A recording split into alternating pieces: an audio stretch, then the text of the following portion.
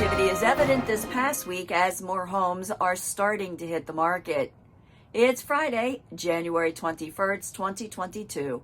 I'm Kimberly Barton of Kinetic Realty, your local market expert with this week's Maryland Market Minute. Buyer demand in the Baltimore metro area remains high. Howard County and Baltimore County are at a moderate level. Demand continues as steady in both Hartford and Anne Arundel counties, but slowed in Carroll County and in Baltimore City. Buyer interest was steady on the Eastern Shore region and the Del Mar coastal area. Buyer interest was in the slow range in Prince George's County as the Southern Maryland area continued steady.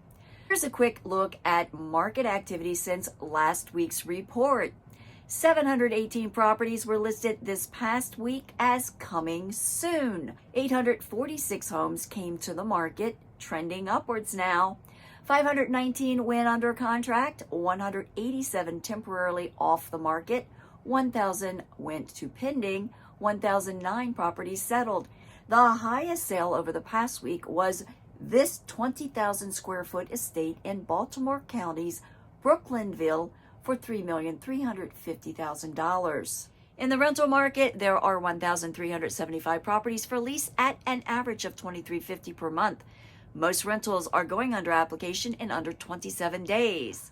If you are contemplating making a move this year, get our 2022 home buyer or home selling guide free at www.kineticrealtyinc.com and click on guide in the menu bar. And if you'd like to chat about your specific situation, reach out to me. That's the recap for the Maryland Market Minute for January 21st, 2022. Thank you for tuning in. Stay warm and safe out there.